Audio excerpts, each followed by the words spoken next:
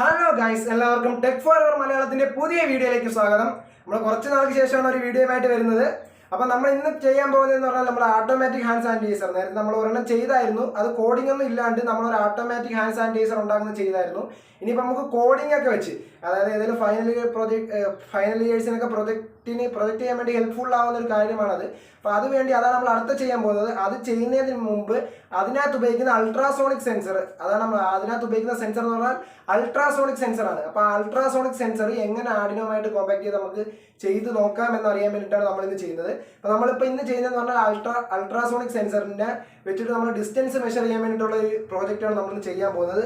അപ്പോൾ ഇതാണ് നമ്മൾ അൾട്രാസോണിക് സെൻസർ എന്ന് പറഞ്ഞാൽ ഇതാണ് അൾട്രാസോണിക് സെൻസർ. ഇതിനകത്ത് നമുക്കൊരു 4 പിന്ന് കാണാം. ഇത് സൂക്ഷിച്ച് നോക്കിയാൽ കാണാൻ പറ്റും. 4 പിന്നുണ്ട്. ഒന്ന് ട്രിഗർ പിൻ, ഈ അറ്റത്തുള്ള രണ്ടെണ്ണം, ഒന്ന് VCC, ഒന്ന് ഗ്രൗണ്ട്, അങ്ങനെ 2 പിന്ന്. ഒരറ്റത്ത് VCC, ഒരറ്റത്ത് ഗ്രൗണ്ട്. പിന്നെ നടുക്കുള്ള 2 പിന്നൊന്ന് ഒരു എക്കോ പിന്നും ഒരു ട്രിഗർ പിന്നാണ്. നമ്മൾ VCC എന്ന് പറഞ്ഞാൽ എന്തിനാണ്? സാധാരണ VCC ഉപയോഗിക്കുന്നത് പവർ കൊടുക്കാനാണ്. അതേപോലെ തന്നെ ഇതിനകത്തും VCC, നമ്മൾ ഈ അൾട്രാസോണിക് സെൻസറിലേക്ക് പവർ കൊടുക്കാൻ വേണ്ടിയിട്ടാണ് നമ്മൾ VCC ഉപയോഗിക്കുന്നത്. അതേപോലെ ഗ്രൗണ്ട് അത് ഓക്കെ ആക്കി എടുക്കാൻ വേണ്ടി. ഇനിയുള്ളതെന്ന് പറഞ്ഞാൽ ട്രിഗർ പിൻ. ഈ ട്രിഗർ പിൻ നമ്മൾ ഉപയോഗിക്കുന്നത് പറഞ്ഞാൽ നമ്മൾ അൾട്രാസോണിക് വേവ്സിനെ പുറന്തള്ളാൻ വേണ്ടിയിട്ടാണ് നമ്മൾ ഉപയോഗിക്കുന്നത് ട്രിഗർ പിൻ. അതേപോലെയുള്ള ഈ എക്കോ പിൻ എന്ന് പറഞ്ഞാൽ നമ്മൾ ഇങ്ങനെ പുറത്തേക്ക് പോകുന്ന അൾട്രാസോണിക് വേവ്സ് എവിടെയെങ്കിലും തട്ടി അത് തിരിച്ചു വരുമല്ലോ. അങ്ങനെ ആ തിരിച്ചു വരുന്ന അൾട്രാസോണിക് വേവ്സിനെ ഡിറ്റക്ട് ചെയ്ത്, അല്ലെങ്കിൽ അതിനെ ഡിറ്റക്ട് ചെയ്തെടുക്കാൻ വേണ്ടിയിട്ടാണ് നമ്മൾ പുറത്തോട്ട് പോകുന്നതിനെ തിരിച്ചകത്തേക്ക് എടുക്കാൻ വേണ്ടിയിട്ടാണ് ഈ എക്കോ പിൻ ഉപയോഗിക്കുന്നത്. ഇങ്ങനെ ഈ പോയി തട്ടി തിരിച്ചു വരാനുള്ള ഡിസ്റ്റൻസ് എത്ര സമയം എടുക്കുന്നത് എന്ന് നോക്കിയിട്ടാണ് നമ്മൾ അതിൻ്റെ ഡിസ്റ്റൻസ് കണ്ടുപിടിക്കുന്നത്. അപ്പോൾ നമുക്ക് എങ്ങനെ ഇതിനകത്ത് നോക്കാമെന്ന് ആദ്യം എൻ്റെ കണക്ഷൻ നോക്കാൻ വേണ്ടി ക്യാമറ എടുത്തുകൊണ്ടുവന്നു. അപ്പോൾ നമുക്ക് ആദ്യം ഇതിനകത്ത് ഇത് ചെയ്യാൻ വേണ്ടി എന്തൊക്കെ കാര്യങ്ങൾ വേണമെന്ന് നോക്കണം. അപ്പോൾ ആദ്യം നമുക്ക് ഓർഡിനോ ബോർഡ് വേണം. നമുക്ക് എല്ലാ പ്രോഗ്രാം ഓർഡിനോ വെച്ചല്ലേ നമ്മൾ ചെയ്യുന്നത്. അപ്പോൾ ഓർഡിനോ ബോർഡ് വേണം. പിന്നെ നമ്മളെ സെൻസർ, നേരത്തെ ഞാൻ പരിചയപ്പെടുത്തിയ സെൻസറാണ്, അൾട്രാസോണിക് സെൻസറാണ്. അതേപോലെ പിന്നെ നമുക്ക് വേണ്ടുള്ളതെന്ന് പറഞ്ഞാൽ കുറച്ച് ജമ്പർ വയറും പിന്നെ ഒരു ബ്രെഡ് ബോർഡ് മതി. വളരെ ചെറിയ കണക്ഷനാണ് ഇതിനകത്ത്. ഞാൻ കണക്ഷൻ എങ്ങനെയാണെന്ന് കാണിച്ചു തരാം. ആദ്യം നമ്മൾ അൾട്രാസോണിക് സെൻസർ നമ്മളെ ബ്രെഡ് ബോർഡിൽ ഞാൻ എവിടെയെങ്കിലും ഒന്ന് ഫിറ്റ് ചെയ്യുന്നു. ഞാൻ ബ്രെഡ് ബോർഡിലെടുത്ത് കൊണ്ടുവച്ചു. ഇനി നമ്മൾ നോക്കുന്നതെന്ന് പറഞ്ഞാൽ ഇതിനകത്ത് ഗ്രൗണ്ട് പിന്നുണ്ടല്ലോ, നമ്മൾ അൾട്രാസോണിക് സെൻസറിൻ്റെ ഗ്രൗണ്ട് പിന്ന് നമ്മളെടുത്തിട്ട് ഞാൻ മൂന്നും കൊടുത്തു വെച്ചേക്കാണ്. ഒരു ഗ്രൗണ്ട് കൊടുത്തു, അതേപോലെ എക്കോയും കൊടുത്തു, ട്രിഗറും കൂടെ കൊടുത്തു. ഇനി ഓർമ്മ കൂടെ വേണമല്ലേ, ഒരു ജമ്പർ വയറും കൂടെ എടുക്കാം. ജമ്പർ വയറും കൂടെ എടുത്ത് നമ്മളെ VCC എടുത്ത്. അപ്പോൾ ഇവിടെ എല്ലാ കണക്ഷൻ ഞാൻ ചെയ്താക്കിയിട്ടുണ്ട്. ഇനി നമ്മളെ ഗ്രൗണ്ട് പിൻ ഉണ്ടല്ലോ, നമ്മളെ അൾട്രാസോണിക് സെൻസറിനകത്ത് ഗ്രൗണ്ട് പിന്ന് നമ്മളെടുത്തിട്ട് ഓർഡിനോ ബോർഡിൻ്റെ ഗ്രൗണ്ട് പിന്നിലേക്ക് കൊടുക്കണം. ഗ്രൗണ്ട് എടുത്ത് ഓർഡിനോയുടെയും ഗ്രൗണ്ടിലേക്ക് കൊടുക്കുന്നു. ഇവിടെ രണ്ടാമത്തെ പിന്ന് ഗ്രൗണ്ട്, 2-3 ഗ്രൗണ്ടാണ് കൊടുത്തു.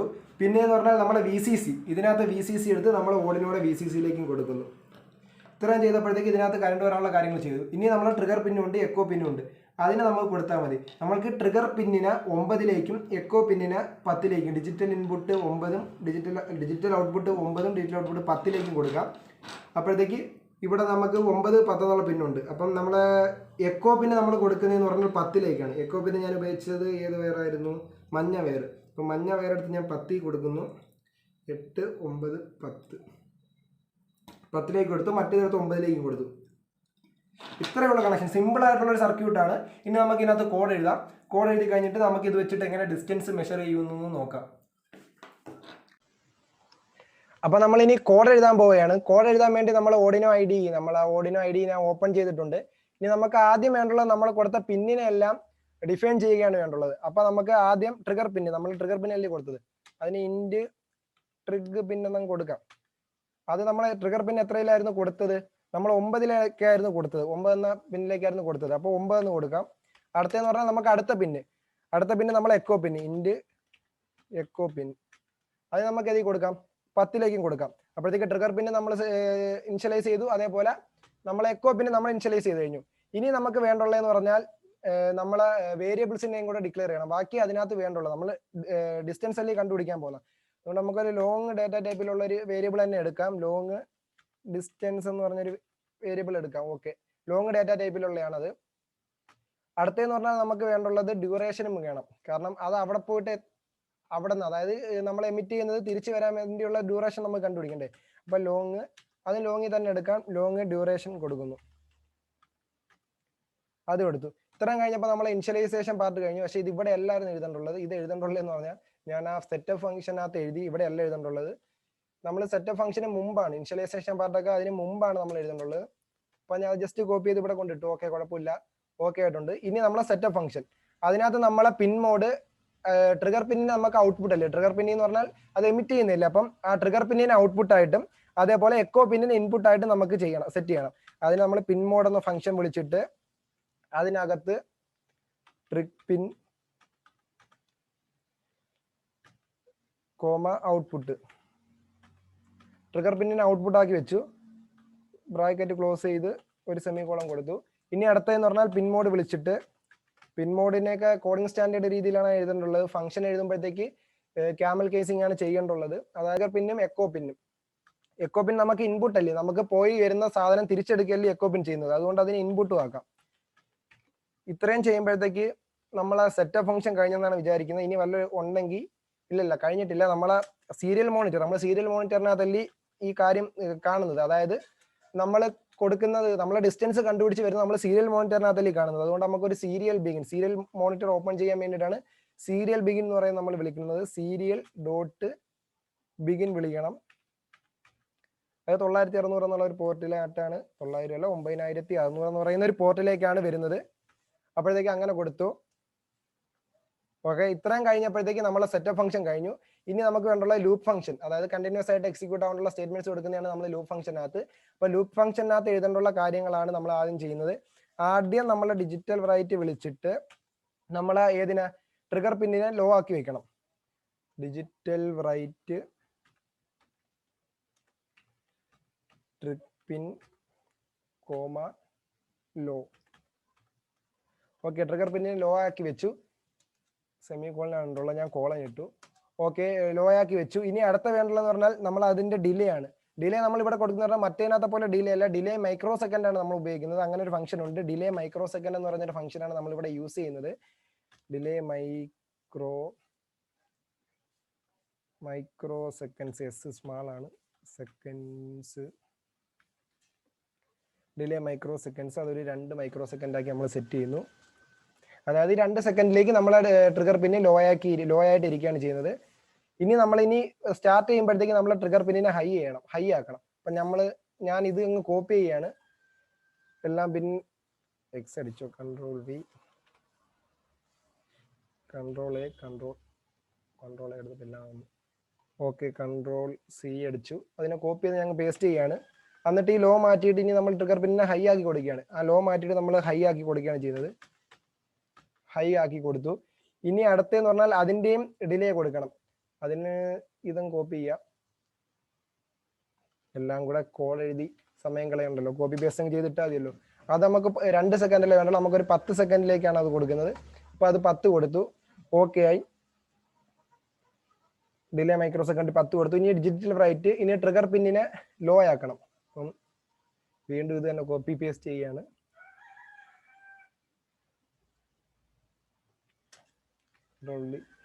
അതിനെ കോപ്പി പേസ്റ്റ് ചെയ്തു. ഇവിടെ ഇനി ഡിലേ വേണ്ട, ഈ ഡിലേ ഇവിടെ വേണ്ട, അപ്പം ഡിലേ കളഞ്ഞു. ഇനി നമ്മളെ എക്കോ പിന്നിനെ റീഡ് ചെയ്തിട്ട് അതിന്റെ എത്ര ഡ്യൂറേഷൻ കാൽക്കുലേറ്റ് ചെയ്യുന്നില്ലേ, അതാണ് ഇനി ചെയ്യാൻ പോകുന്നത്. അപ്പം ഡ്യൂറേഷൻ എന്ന് പറയുന്നത് നമ്മൾ നേരത്തെ ക്രിയേറ്റ് ചെയ്ത ഒരു വേരിയബിൾ ഉണ്ട്. ആ വേരിയബിൾ ഈക്വൽ ടു കൊടുത്തിട്ട് നമ്മളെ പൾസ് ഇൻ, അതായത് പൾസ് ഇൻ ഇത് വിളിച്ചു. അത് കഴിഞ്ഞിട്ട് നമ്മൾ എക്കോ പിന്നിനെ ഹൈ ആക്കി കൊടുക്കണം. നമ്മൾ നേരത്തെ ഡിഫൈൻ ചെയ്ത എക്കോ പിന്നിനെ നമ്മൾ ഹൈ ആക്കി കൊടുക്കുകയാണ് ചെയ്യുന്നത്. എക്കോ പിൻ ഹൈ എഴുതുമ്പോഴത്തേക്ക് എല്ലാം ക്യാപിറ്റൽ ലെറ്റർ എഴുതണം. എക്കോ പിൻ ഹൈ എല്ലാം ക്യാപിറ്റൽ ലെറ്റർ എഴുതണം. ഞാൻ തന്നെ സ്മാൾ എഴുതി, എല്ലാം ക്യാപിറ്റൽ ലെറ്ററിലാണ് എഴുതേണ്ടത്. എക്കോ പിൻ ഹൈ ആക്കി. ഇനി നമ്മൾ അവിടെ സെമിക്കോളൻ ഇട്ട് കൊടുത്തു. ഇനി നമ്മൾ എന്തോ ചെയ്യാൻ പോകുന്നത്, ഇനി കാൽക്കുലേറ്റ് ഡിസ്റ്റൻസ് നമ്മൾ കാൽക്കുലേറ്റ് ചെയ്യാനാണ് പോകുന്നത്. നമ്മൾ ഇപ്പം കണ്ടുപിടിച്ച ഡ്യൂറേഷൻ വെച്ചിട്ടാണ് നമ്മളെ ഡിസ്റ്റൻസ് കാൽക്കുലേറ്റ് ചെയ്യുന്നത്. അപ്പോഴത്തേക്ക് ഡിസ്റ്റൻസ് കാൽക്കുലേറ്റ് ചെയ്യാൻ കോഡ് കാണാൻ വെച്ചിട്ട് സങ്കീർണമായ കോഡായിരിക്കും, പക്ഷെ കാര്യങ്ങളൊന്നുമില്ല, എല്ലാം സിമ്പിൾ ആയിട്ടുള്ള കാര്യങ്ങളാണ് ഇതിനകത്ത് കൊടുത്തേക്കുന്നത്. ഡിസ്റ്റൻസ് കാൽക്കുലേറ്റ് ചെയ്യാൻ നമ്മളെ ഡ്യൂറേഷൻ ഇൻറ്റു 0.034, ഡ്യൂറേഷനെ 0.034 കൊണ്ട് ഇൻറ്റു ചെയ്യണം. അത് കഴിഞ്ഞിട്ട് ഡിവൈഡഡ് ബൈ 2 കൊടുക്കണം. ഇങ്ങനെയാണ് നമ്മൾ ഇതിനെ കൺവേർട്ട് ചെയ്യുന്നത്. അതായത് നമ്മൾ കണ്ടുപിടിക്കുന്ന ഡ്യൂറേഷനെ ഡിസ്റ്റൻസിലേക്ക് കൺവേർട്ട് ചെയ്യുന്നതെന്ന് വെച്ചാൽ 0.034 കൊണ്ട് ഇൻറ്റു ചെയ്തിട്ട് അതിന്റെ ഡിവൈഡഡ് ബൈ 2 എടുക്കും. അങ്ങനെയാണ് അതിന്റെ ഡ്യൂറേഷൻ അല്ല നമ്മൾ ഡിസ്റ്റൻസ് കണ്ടുപിടിക്കുന്നത്. ഇത്രയും കണ്ടുപിടിച്ചാൽ നമുക്ക് ഡിസ്റ്റൻസ് കിട്ടി. ഇനി നമ്മൾ എന്തോ ചെയ്യണം, ഈ ഡിസ്റ്റൻസിനെ നമ്മളെ സീരിയൽ മോണിറ്ററിൽ പ്രിന്റ് ചെയ്ത് വരണ്ടേ. അതിന് ഞാൻ സീരിയൽ മോണിറ്ററിൽ പ്രിന്റ് ചെയ്യാൻ വേണ്ടിയാണ് സീരിയൽ ഡോട്ട് പ്രിന്റ് എന്ന് പറയുന്ന ഫംഗ്ഷൻ വിളിക്കുന്നത്.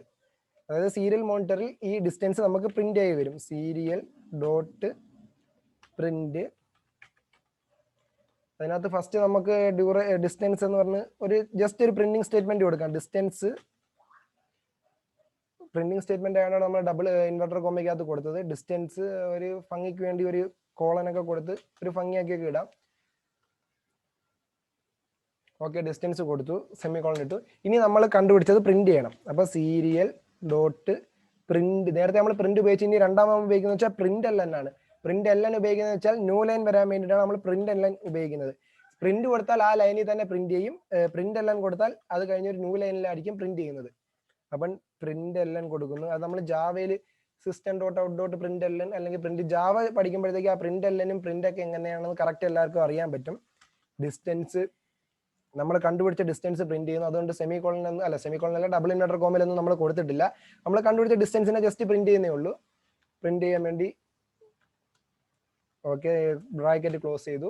ഇനി നമ്മളെ ലൂപ്പ് ഫംഗ്ഷൻ ഇവിടെ സ്റ്റാർട്ട് ചെയ്ത് അതിന്റെ ക്ലോസിങ് എവിടെ എന്തോ ക്ലോസിങ്ങിനകത്ത് കാണുന്നില്ല. അപ്പം നമ്മളെ ലൂപ്പ് ഫംഗ്ഷൻ നമ്മളിവിടെ ക്ലോസ് ചെയ്ത് കൊടുക്കുന്നു. ലൂപ്പിനെ ക്ലോസ് ചെയ്തു. ഇത്രേ ഉള്ളൂ. നമുക്കിനി നമ്മളെ ഓർഡിനോ ബോർഡ് ഇതിനകത്ത് കണക്ട് ചെയ്തിട്ട് കോഡ് റൺ ചെയ്ത് നോക്കാം. ഓക്കെ, നമ്മളെ ഓർഡിനോ ബോർഡിനെ കമ്പ്യൂട്ടറായിട്ട് കണക്ട് ചെയ്തിട്ടുണ്ട്. ഇനി കമ്പ്യൂട്ടറായിട്ട് കണക്ട് ചെയ്ത് കഴിഞ്ഞിട്ട് നമ്മളിനി കോഡിനെ ആദ്യം ഒന്ന് വെരിഫൈ ചെയ്യുകയാണ്. നമ്മൾ എഴുതിയ കോഡിനകത്ത് എന്തെങ്കിലും എറർ ഉണ്ടോ എന്ന് അറിയാൻ വേണ്ടി ഒന്ന് വെരിഫൈ ചെയ്യാണ്.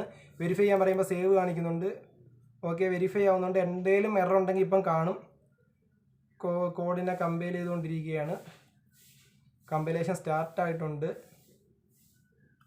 കൂടെ വലിയ ലൈൻ ഓഫ് കോഡ് കൂടുതലായതുകൊണ്ട് കമ്പൈലേഷൻ സ്ലോ ആയിരിക്കും. നോക്കാം. കമ്പൈൽ ആയിക്കൊണ്ടിരിക്കുകയാണ്.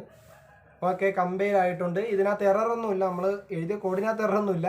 നമുക്കിനി അപ്ലോഡ് ചെയ്യാം. നമ്മളിപ്പം കോഡിനെ അപ്ലോഡ് ചെയ്യണം. നമ്മളെ കോഡിനെ ഓർഡിനോ ബോർഡിലേക്ക് അപ്ലോഡ് ചെയ്യാണ്.